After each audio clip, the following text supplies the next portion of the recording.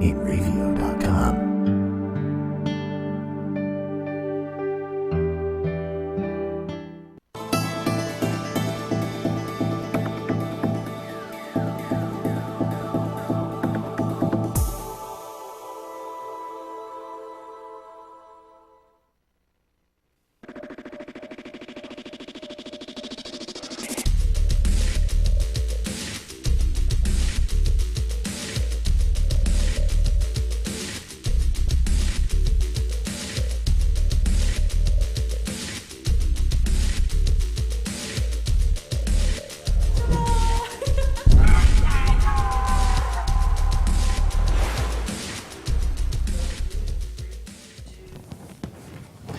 Welcome back to Nerdgasm after our 5-year hiatus. A lot has changed between the last time you've been here. For example, we no longer have this removable background. We've got a nice, tangible background that looks like BBC. Colorful, with lights, it'll look great. And I'm here with my co-host tonight. We now have a new format. Every week, we're probably gonna have a different panel, different guest. And my co-host tonight is the lovely Jojo. So who are you? Anyway, lovely Jojo. I think if I'm not mistaken, you were Miss Full Throttle from like 2008, 2009. 2009. Yes. I used to be the only one that did twice, but now there's Melissa Velaste, who is a wonderful addition to the family. Really? Well, that's really interesting. And my microphone happened to be falling off, so I'll just be really casual and smooth about it, so no one will notice. Right, nobody will notice. No one noticed at all. So now Full Throttle is what? That's like a... It's a motorcycle magazine for motorcycle enthusiasts. Are you a motorcycle rider? No, only on the back. But yeah, you're the spokesman for them. You don't have to ride a motorcycle to be a spokesmodel, Dave. Okay. So what are you doing this weekend, lovely Jojo? This weekend, I'm shooting my cousin's engagement photos. And That's not the right answer. The right answer is you're going to Eternal Con. Oh, we're going to Eternal Con. Do you know what Eternal Con is? It is a convention for... Eternal Con, it's this weekend at the Cradle of Aviation. If you are on Long Island, you have to go to Eternal Con because this is a geek's mecca. You're going to find no place like this because you got guests like Mick Foley and the guy from... I think Ray Park's going to be there. He played Darth Maul. He played Dode in X-Men, which is fitting because we're going to be talking about X-Men later in this episode. And there's Planet of the Apes exhibit. I mean, there's a lot of different things in there. As a matter of fact, there's even a film festival. And in that film festival, what's going to play? One of my short films, Piggyzilla. You know, so Piggyzilla, My Little Guinea Pig, is going to be on the IMAX screen. So it's just there's vendors galore, and I think it's only $20 a day. So I'm going to be there, and hopefully you are too, because it sounds like a hell of an event. It sounds like a lot of fun. So, you know what I'm realizing right now? I do not have my chat room open, so if anybody's typing something, I'm missing it. So tonight is our summer movie spectacular. We're going to be talking about 3 films that came out this summer, starting with Amazing Spider-Man 2 was the first one that kicked off the big summer blockbusters, and then we're going to go into Godzilla. You might have heard of that guy. And then we're going to go into X-Men Days of Future Past. But the first thing that we're going to do to kick things off is this week's news. And I've got this week's Nerd News Girl with us. Lovely Jojo, also known as Lady Macbeth.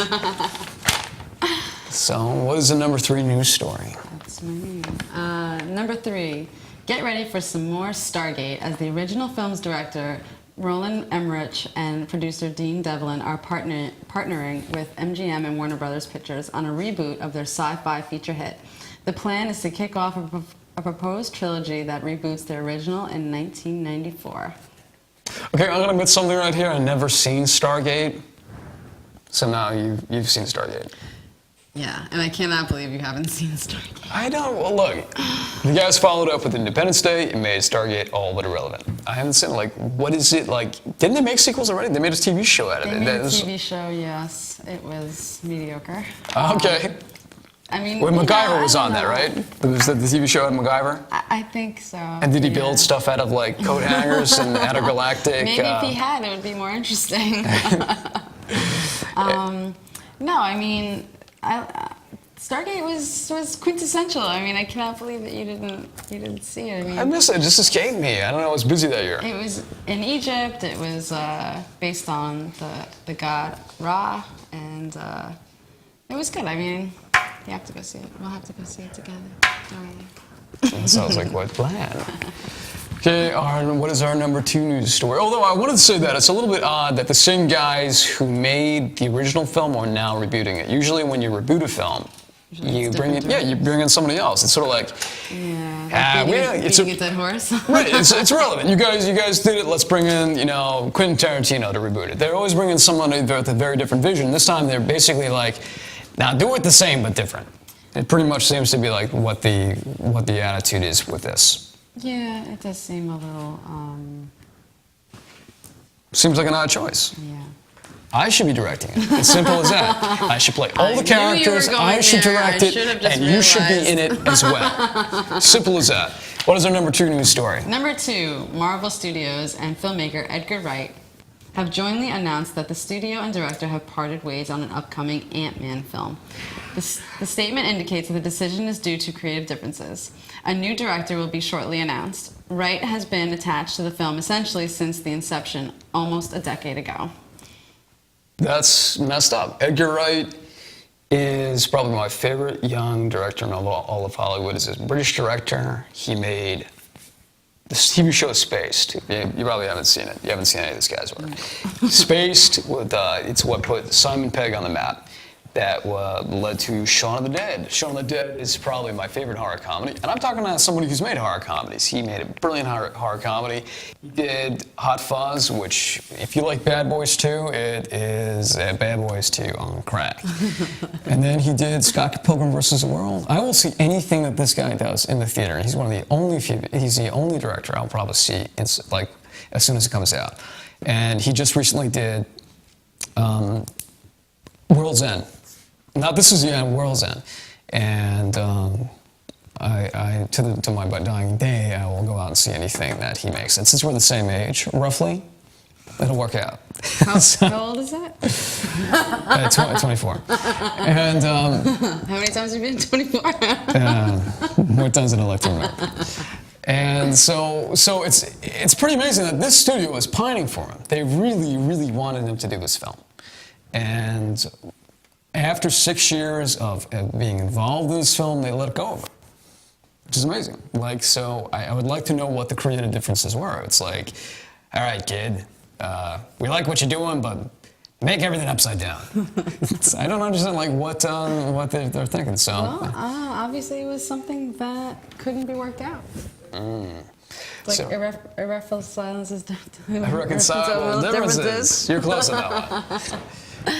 Okay, Sounds like a divorce. And on to our number 1 news story. Number 1. Warner Brothers has bestowed a title upon its Batman vs. Superman movie, Dawn of Justice. That leaves no room for guessing that what comes next, The Justice League. Written by Argo scribe Chris Terrio, Dawn of Justice has entered production and is scheduled for May 6, 2006 release. 2016 release. No, not 10 years ago. Not 10 years ago, no. 2 years in the future. So I think it's going to be facing off against Captain America 3, which is a big deal, but I don't care, whatever. But the thing is, it's Spider-Man versus Superman is probably DC is clearly taking a page from Marvel, where they find that cross-pollination between superheroes means more box office. Yeah, it's exciting as a viewer, but it means more box office. At the end of the day, cross-promoting, 2 heroes is going to be big business. Right. But the thing is that they're really taking a page from Marvel right here because they want their own Avengers. So Batman versus Superman, Dawn of Justice, is going to lead to Justice League, where Justice League is going to have all of the big superheroes from the franchise, whether it's Green Lantern and Wonder Woman, all of which they're setting up in this film. So this is pretty much just a precursor to Justice League. Love you, Wonder Woman? You're going to have to talk to Zack Snyder about that. I think he might have already cast the role. Aw, man. You're out of luck, babe. So, I have a couple of news stories. You see, we've been off the air for so long. So much has happened in that 5 years since we've been on the air. First of all, Vincent D'Onofrio, do you know him? He's that actor who manages to make every line strange that he reads. He's the kind of guy that'll take a line like Marvel Studios had a talk with Edgar Wright and say, Marvel Studios had a conversation with Edgar Wright. I don't know what goes through his mind when he's like reading lines, but anyway, so this guy, the Law and Order guy. No, it's not enough pauses.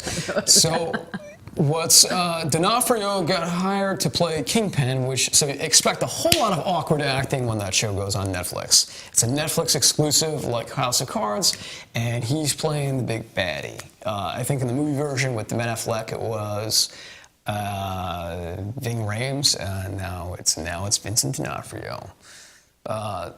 Also, Josh Trank, is that his name? Yeah, Josh Trank is going to be the director of one of the Star Wars spin-off movies. I'm not sure if we're in the chat room right now. Did anybody see Chronicle? I don't know if this is good news or bad news, because apparently he directed this Fantastic Four reboot, which I'm becoming like that word reboot they use like crazy now. So he directed the Fantastic Four reboot, and then he's going to be directing this Chronicle, which I didn't see. You guys see it? How was it? Should I watch it? So he's going to be doing the new one of those Star Wars spin-off films. You know that? Episode 7 comes out in 2016. A spin-off comes out in 2017, 2015, 2016, 2017. Every year they're going to have a new. They're going to alternate between episodes and spin-offs. And Josh Trank is now the director of some to-be-titled, unknown spin-off of Star Wars. As a Star Wars fan, that's exciting. Who would you like to see? What Star Wars character would you like to see in a spin-off? Yoda. Yoda, that'd be kind of cool. Yoda spin-off. So, yeah. Well, it is. Okay. Also, here's another news story. The Grumpy Cat. Remember that internet meme? I hate the Grumpy Smurf equivalent of cats. So the Grumpy Cat is going to have his own Lifetime movie. So it goes to show you, if you make a stupid internet meme, it can become a movie.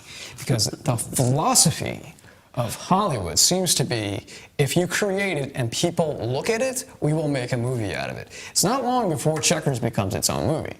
So internet, it's going to be called Grumpy Cat's Worst Christmas Ever. So yeah, expect that from Lifetime. And lastly, on a more serious note, there's a movie called Searching for Sugarman. And it's probably the best documentary that I've ever seen. It was certainly up there. And it chronicled the life of an artist who really disappeared into obscurity in the 1960s. And it was beautifully made. It was like part documentary, but the filmmaking was like a classical motion picture. It was really beautifully done. And that director, 1 year after winning the Oscar, committed suicide. His name was Mark Menjol. What's interesting to me is that this guy works his life to become recognized, and then 1 year after winning an Oscar, he jumps in front of a train in his home country of Sweden. Which goes to show you that you can have all the success that you aim for. It doesn't really mean anything. You could be happier, I find, like hosting a show that's maybe a little more under the radar, than necessarily like even winning the big prize. So I don't know what he was dealing with, and I think the world lost a really good filmmaker. I'm sure he had a lot of good films left in him. So very sad to read that news. And if you haven't seen Searching for Sugarman, it's an absolute must-see. So we are going to head out to commercial. When we come back, and you have to, no ifs, ands, or buns about it, you have to come back. We're going to be taking on our first summer movie review. So everybody sit tight. And we're going to be coming back to talk about Amazing Spider-Man 2. Yay. Spider-Man. In Revio.com. For over 60 years, Hanson Carpet has put the customer first, providing only the finest quality products and service. And Hanson Carpet is so much more than just carpet. We also carry a wide selection of window blinds and shades, and our licensed and insured technicians can service any of your flooring or window covering needs. Browse our huge selection of laminate, carpet, linoleum, vinyl, and tile. Stop by our showroom today or visit HansonCarpet.com. No matter what your project, Hanson Carpet has got you covered. Hi, this is Tony. And I'm Dan, and you're watching Dear Dad. Oh, wait, you're not watching it yet, but you should be every Thursday at our new time from 7 to 8. That's the new time. Dear Dad on Enravio.com. Only Enravio.com. Where else could it be? Tune in. On the internet. Paul Brown and the Killing Devils. Alternative progressive rock like you've never heard before. Over 1 million views on YouTube. New York City Village Voice says Paul is a gifted singer, songwriter, and musician with one of the best progressive rock bands on the planet. LA Underground Music Exchange calls him the only modern American band to cover every genre well. Pick up the albums Black Widow Tears, Red Spider, and The Wizard's Dawn, now on iTunes. And get to facebook.com/Killing Devils to keep up with the latest info.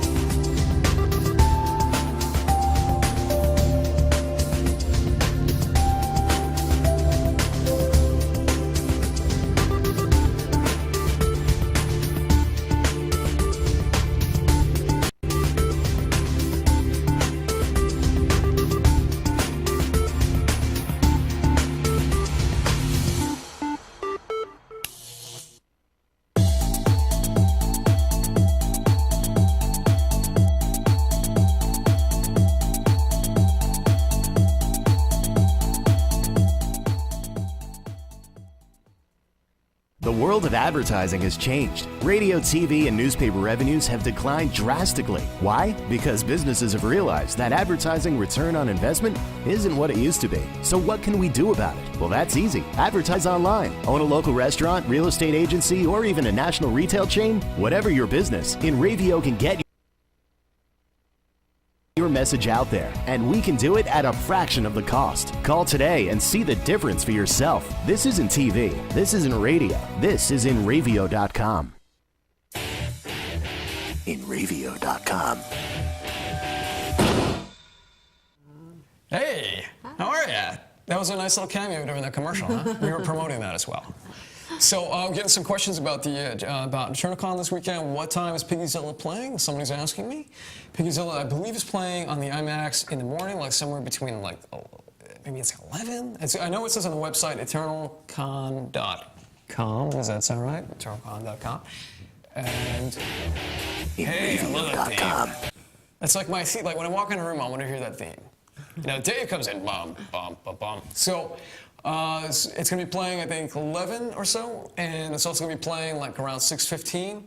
It's going to be playing both times, and it should be fun. And I was asking people in the chat room what films they've seen. People mentioned Spiderman and Grand Budapest Motel and Godzilla. I haven't seen Grand Budapest Motel, but let's start off with Amazing Spider-Man 2. Now, I know we have some visual aid that will make the story even more exciting. So, now Amazing Spider-Man 2, right off the bat, the average critical review of this was below Spider-Man 3, and Spider-Man 3 had more or less been critically the black sheep of the series. Despite the really awkward portions of the film, I more or less liked it, but the interesting thing is that I like this even more, regardless of the fact that it seems to be reviled in some circles. I thought this was a very solid film. The problem is, I feel like they're trying to squeeze too much into a film. I think when a film becomes about setting up future installments, it loses something. And it did lose a little something because they're trying to set up Sinister Six. They're trying to set up another sequel. I almost felt like even though Rhino was really a cameo, it was a bookend. It was the opening, it was the closing of the film, pretty much. Not to give anything away. The film was ultimately about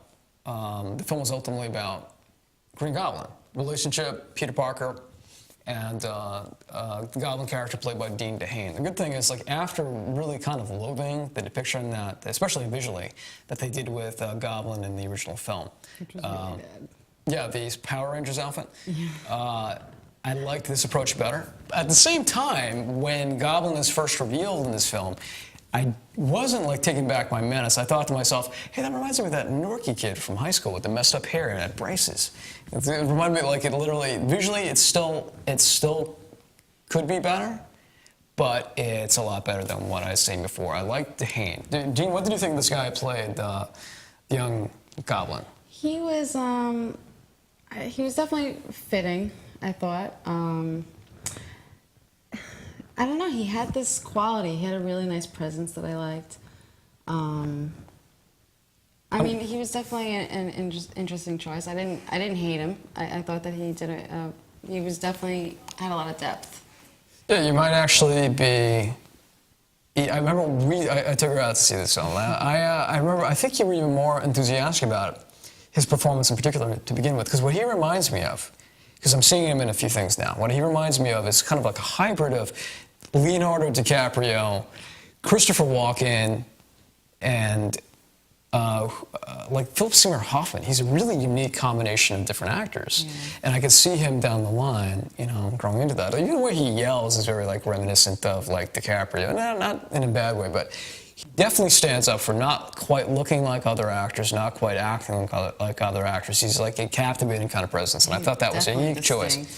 Yeah, very distinct. You know, it's certainly not a generic Hollywood actor. And let me ask you this: what is your opinion of? You know, we've had two very different takes on Spider-Man between Tobey Maguire and this guy. I forgot his name. Vincent D'Onofrio. No, what is it? Garfield. Andrew Garfield. So, like, how do you think the two of them compare? Like, how do you think they are in, like, which performance do you prefer? You know, I thought I was going to hate the second series, but I actually enjoyed it a little bit more. I felt it was a little bit more realistic, as far as, I mean, you know, the first one, Peter Parker, was like the quintessential nerd, the guy, the outcast, the you know, not the weirdo, but, you know, the uber geek. Exactly. Where the second guy, which I think would be more fitting of a superhero, he's more relatable. He doesn't push the nerd card so much. He's not so of an outcast. He's more of a, you know, maybe not so much caring about being the cool guy. I mean, you can see him like being someone you could talk to, someone that you can hang out with, but not someone who's really trying to push the issue as far as being cool and stuff like that. And he's like, yeah, those guys are cool. Do I really care? No. Which is like, it gives him a little bit more of an easier... He's easier to take. Easier to take, you know, yeah. It's not like almost Maguire borderlines, and not to say anything negative about his performance, but borderlines on being... A little cartoonish, I guess, yeah, which is, you know, it's based on a cartoon, but... Well, hopefully in a film you dimensionalize it, you know, quite a bit more. So I think if I had to pick between the two, I probably would like Garfield's depiction a little bit more. Although Raimi is the director of the original Spider-Man trilogy, and I'm just watching Evil Dead for the first time, and I'm hearing that. Really? Yeah, no, yeah. I'm hearing that like in the behind-the-scenes stuff, because I'd seen Army of Darkness. I just hadn't seen the original one that he made in 1980. That even back then, he was a Spider-Man fanatic. So he has, you know, one very specific vision of how he saw Spider-Man, and this new director, Mark Webb. Interesting. His name's Webb. He was born to direct Spider-Man. He has a very different kind of take, and I think because this one's got honestly, Amazing Spider-Man 2 has got a lot of hate. There's a lot of people out there who are acting like this is an abominable piece of trash. And I can only imagine that this director who juggled so many elements of the film, honestly, the film has too many elements. The film has got too much going on. They definitely simplified it, definitely. Yeah, you know, like you introduce Goblin, the Goblin subplot pretty much late into the film. And essentially, that's what it's about. It's almost an afterthought. It almost feels like an afterthought. I think that the framework of the film should have began with that, and you would have had. I think the story would have flowed more. It gets in the way of the flow. Electro, I liked his scene. I love Jamie Foxx. I'm not sure I love him as the pre-Electro character. He's really playing the nerd card. He's going beyond what Tobey Maguire did as a nerd in this portrayal. But that aside, the fact that putting aside the fact that the story doesn't have this great flow. It has good pacing, though. It has good pacing. So I would say at the end of the day, I'm going to give this film an 8 out of 10. And the closing sequence, I'm not going to say, well, I'm not going to give spoilers right here, it's masterfully done. And I can imagine, like, the film really adds up to something substantial. I can imagine, like, when Mark Webb reads all these reviews, he must be scratching his head, like, what did I do wrong? You know, the qualms that I have with it are very minor, and I think that people are taking what could be minor qualms and turning them into like huge qualms that are unforgivable. It's an entertaining film, and I would see it again. I'd be happy to see it again. What do you give it on a scale of 1 to 10? I would definitely give it an 8.5, I would say. Solid. Okay. So now we are going to come back. We're going to go to another short commercial break, and when we come back, we're going to be dissecting Godzilla. And if I happen to have forgotten anything in my Spider-Man 2 review, I will be bringing it up when we come back. I have my notes right here. Godzilla! See you soon. In Revio.com. Transmission of lice occurs from being in the wrong place at the wrong time. Like catching a cold or the flu. You have guaranteed peace of mind in every bottle of Got Lice because all of our products are completely natural. And organic. But strong enough to cover all your lice removal needs while being safe and effective.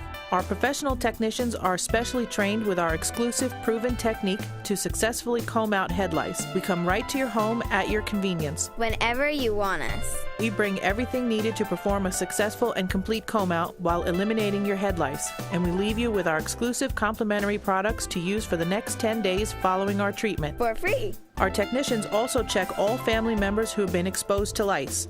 Please visit us on our website today at gotlice.co or feel free to call 24 hours a day, 7 days a week at 646-257-0121. For over 60 years, Hansen Carpet has put the customer first, providing only the finest quality products and service. And Hansen Carpet is so much more than just carpet. We also carry a wide selection of window blinds and shades, and our licensed and insured technicians can service any of your flooring or window covering needs. Browse our huge selection of laminate, carpet, linoleum, vinyl, and tile. Stop by our showroom today or visit HansenCarpet.com. No matter what your project, Hansen Carpet has got you covered.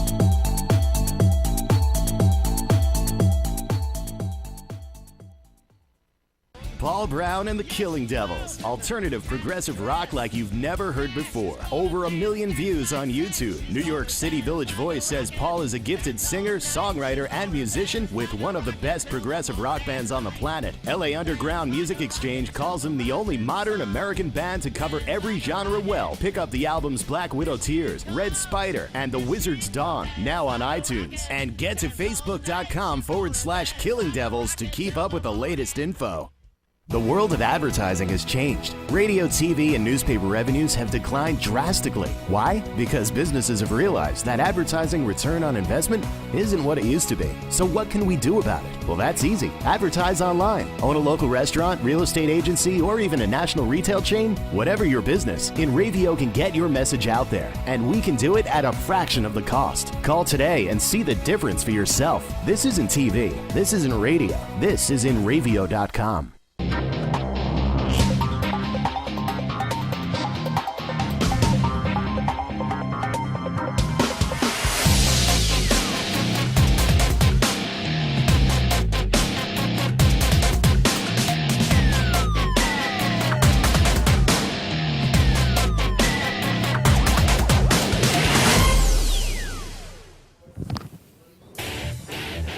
InRavio.com.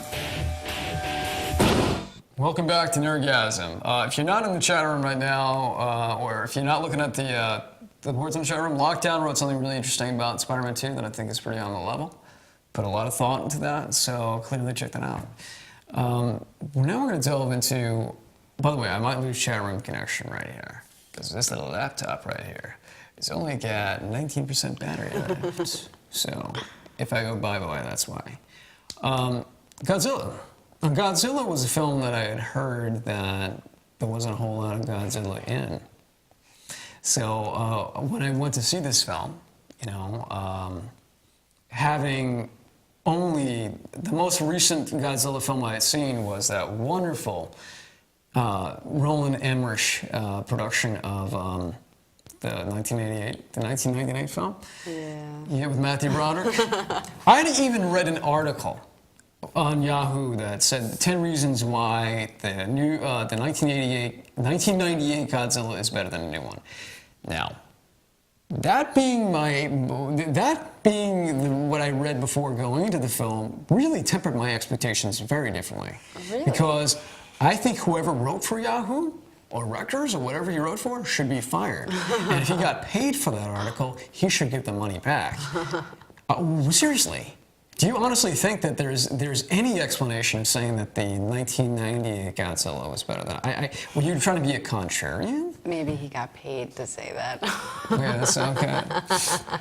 Well, it's possible. So the other qualm that I heard was that you don't see much Godzilla in it. So here I'm expecting a drama from 90 minutes and maybe 30 minutes of Godzilla, but that's not the case. No, definitely not the case. Yeah, what this film does is it showcases other creatures, which is really, I wasn't expecting that. There's a lot to the story. It's not like, the 98 version was not fun for me. It was not a cinematic experience. It was sort of, I don't know what went wrong. They had done a real nice job with Independence Day just a few years earlier as a disaster movie. But this one, I don't know, maybe they got complacent with fame. Sometimes it happens. You become successful and then you stop trying so hard. This one, it was made by a director. I don't know why his name is escaping me right now. Does anybody in the chat room remember his name? Gareth Edwards, I think.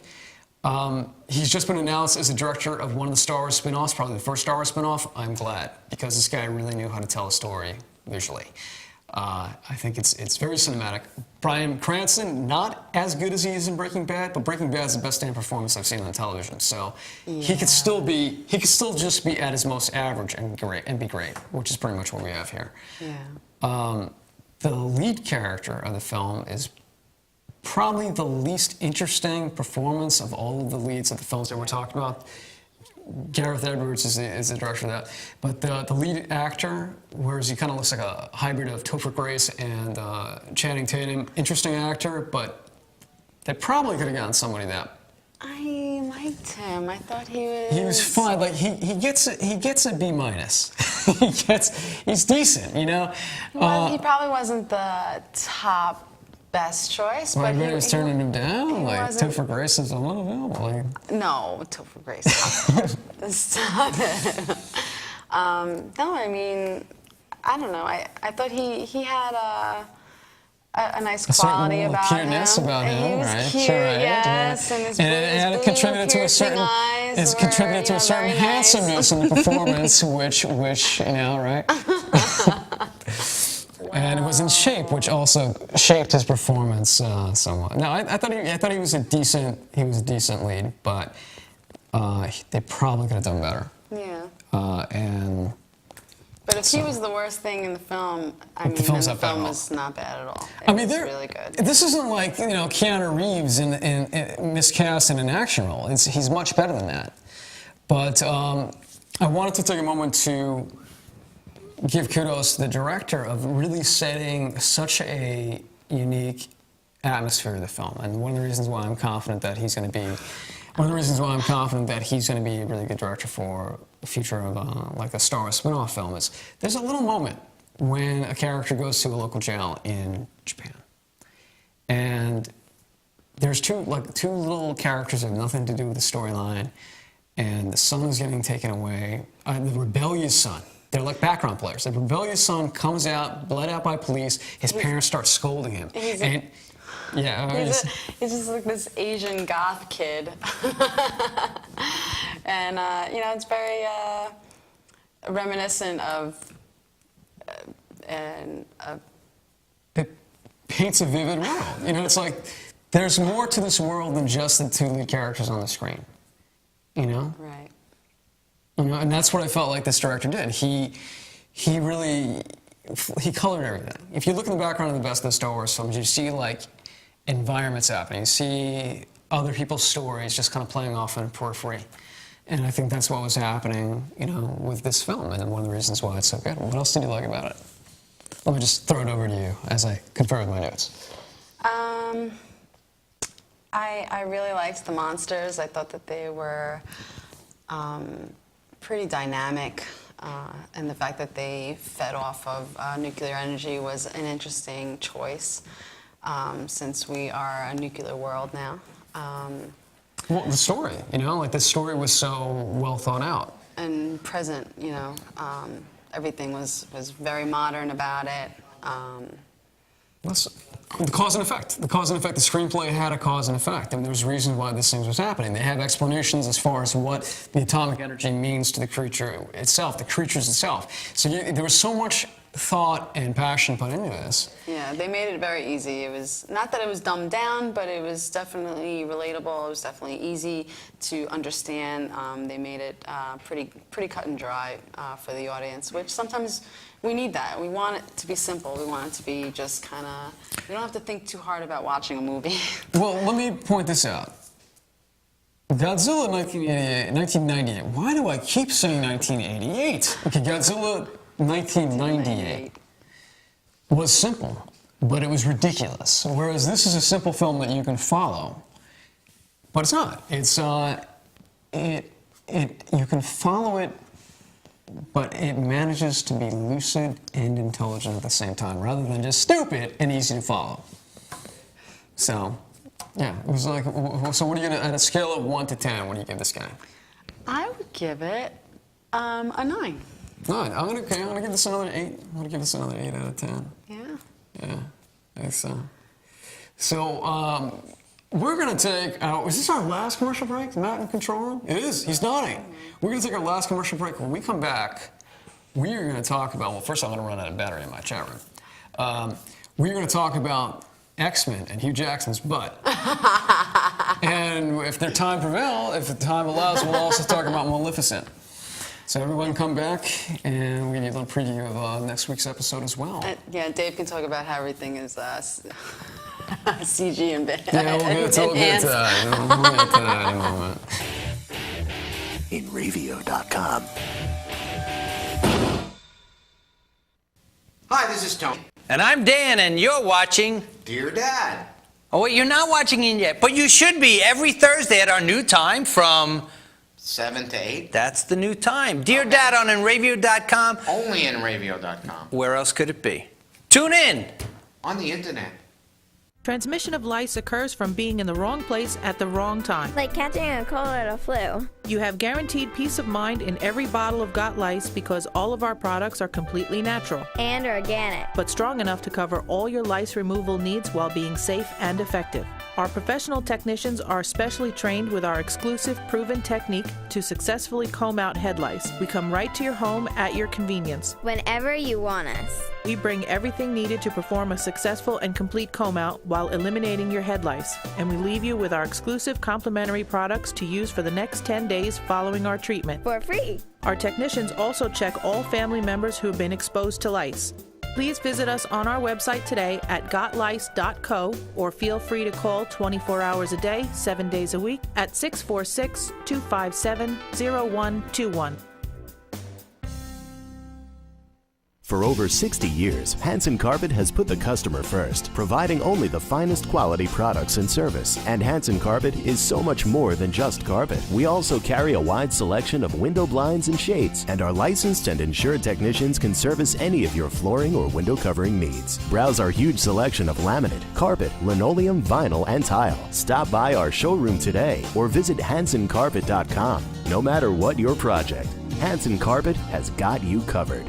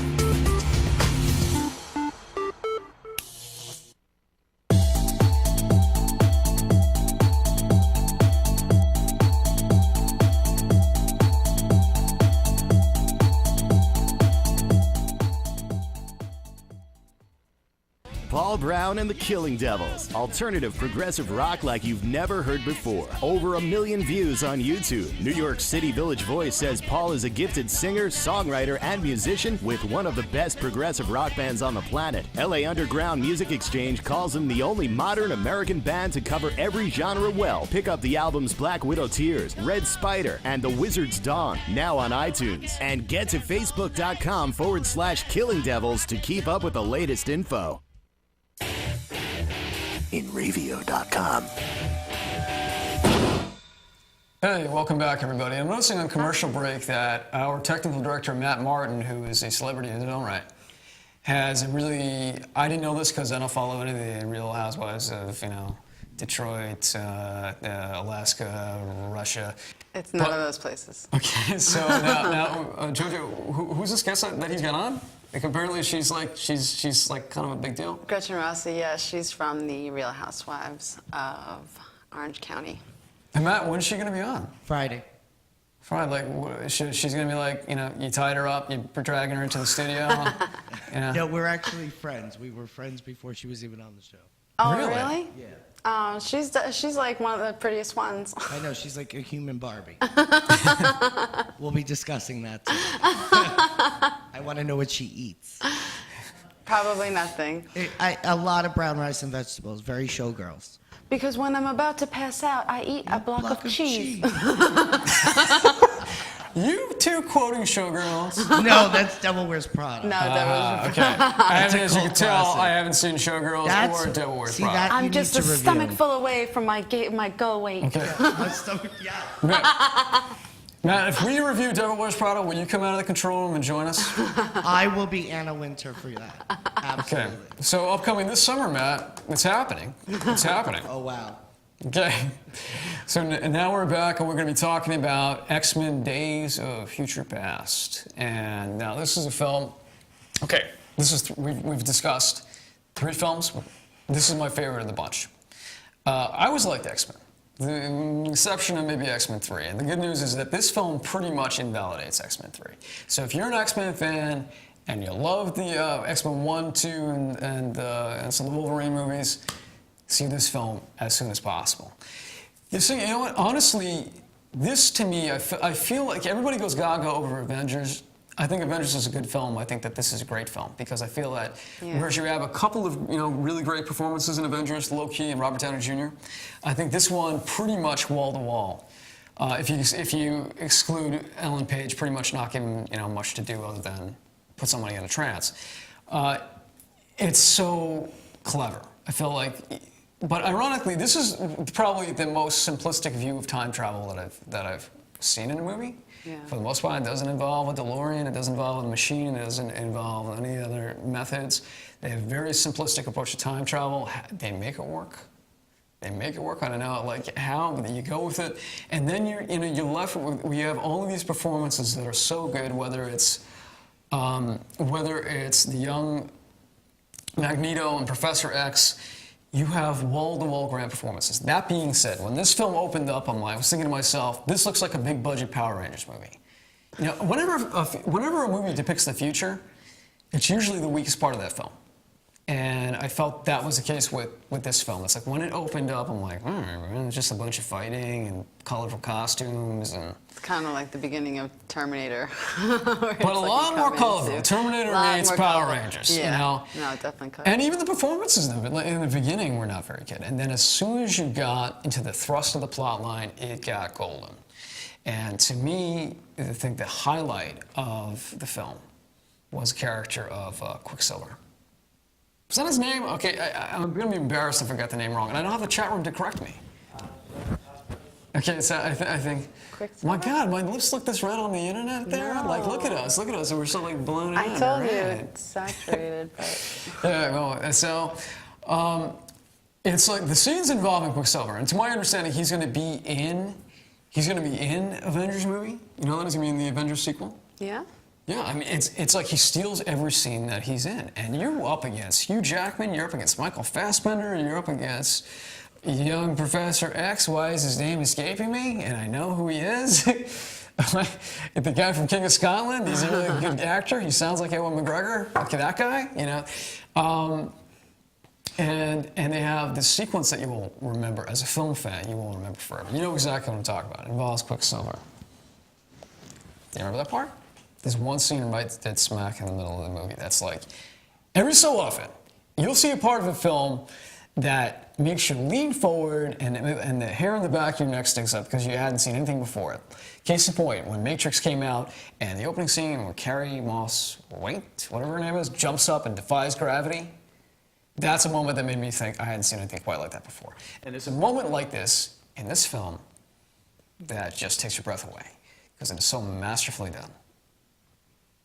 It's not Hugh Jackman's ass. Oh, well, I mean, that was pretty epic in my mind. I'm sorry. I was like, oh, mama, what is that? She was with her friend, and I heard them sigh in unison. My God.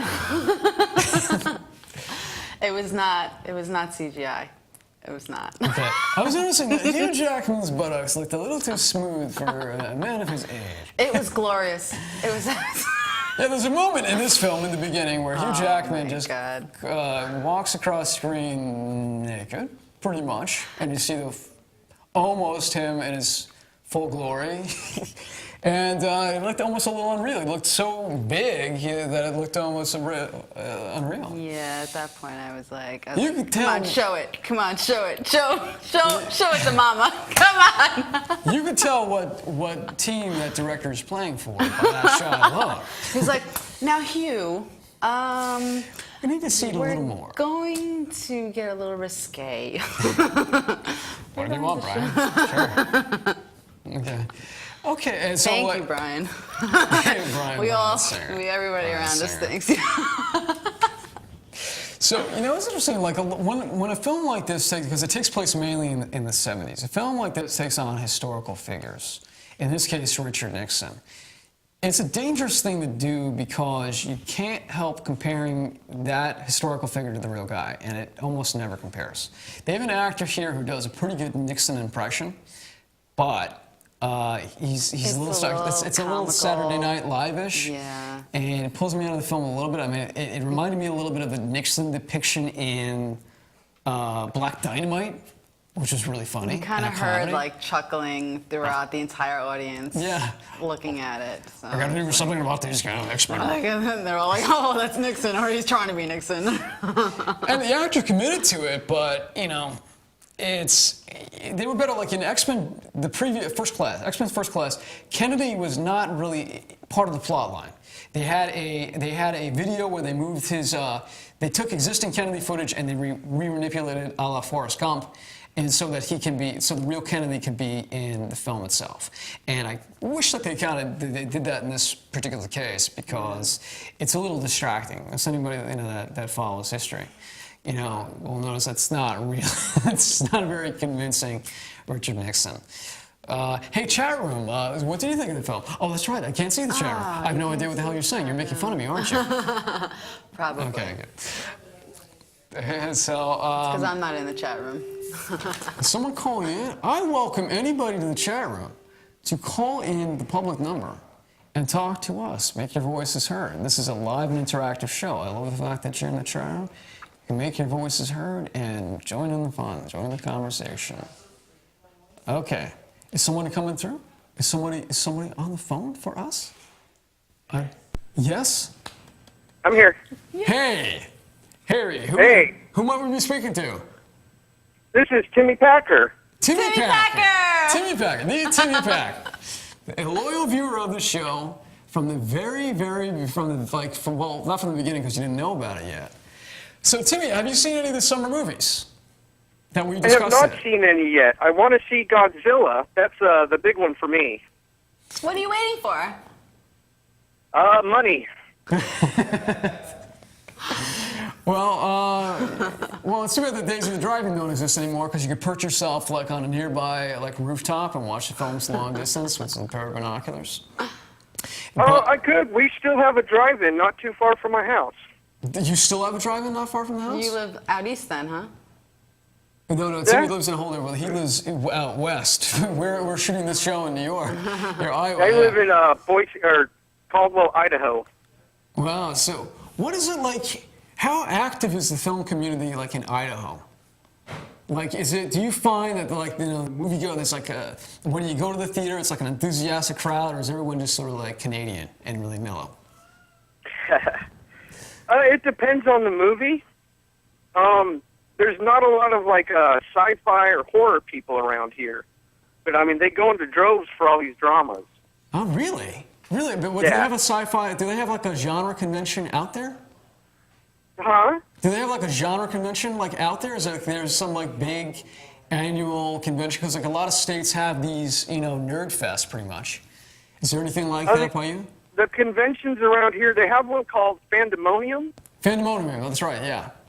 But it's slowly getting there. They just finally moved to the Boise. That's the capital of Idaho, and they're starting to get going now. They're in their 10th year. Really? So now let me ask this: when you go to the movies in Idaho, it's Idaho, right? Idaho. When you go to the movies in Idaho, do they have the same problem? Do you have the same problem with textures in the movie theater, where it's like the movie starts? I don't care if it's a period drama by Merchant Ivory or the latest Transformers film. I always see this. Sorry, cutting out. Okay. But regardless of do Idaho moviegoers have any kind of etiquette when it comes to not texting in movie theaters? From what you've seen, do they not text? Do they text through the entire movie like what we were used to seeing in Long Island and New York? Sorry, you're cutting out. But from what I've seen, some of them do through the whole movie. Doesn't it drive you crazy? Because you spend all that money, and you just want to walk over to them and give them a huge wedgie. You go up to the seat behind them, and you pull their underwear up right from the seat behind them. I want to scream and throw pop at them. Oh, pop. That is so not a New York thing. Like New York, it's soda, right? That's cute. Yeah. All right, my friend. So we're just going to wrap things up here. And thank you so much for calling in. Thank you for being a loyal viewer. We Thanks, appreciate it Timmy. so much. Oh, Please thank don't you talk to guys me in for chat talking to room. me, and I'm sorry I have a bad connection. I'll call in again sometime, and hopefully I'll have a better phone line. Yeah, please do. Great making your acquaintance. All right, thank you guys. Bye, Take care. Timmy. Matt in control room. What is our timetable? We have 2 minutes. We can talk about, okay, so ladies and gentlemen, next week on Nerdgasm, we're going to be discussing Star Wars prequels and cosplay. We're going to have Heather, Envy, and Nellie Nels in costume, if all goes according to plan, as I discuss Star Wars prequels and they discuss what kind of huge nerds they are, which will come easy. And also, do not forget, this weekend is EternalCon. And at EternalCon, you get like a load of guests. I believe it's eternalcon.com. And I will be there for the early part of the day, and I'll be there at the later part of the day. And you get to see a 100-foot guinea pig on the IMAX screen. So hopefully I'll catch you up there, and thank you for tuning in after our long hiatus. The best is yet ahead. You're going to watch, this program will continue to become the greatest program on the internet, I guarantee. By the year 3000, it'll be the only show on the internet. So thank you so much for tuning in. Thank you, Matt Martin in Control Room, and Bonnie and Chuck of NRadio.com. Hope to see you next week. And thank you, lovely Jojo. Thanks, Bonnie. Thanks, Chuck. Thank you, Dave. See you next week.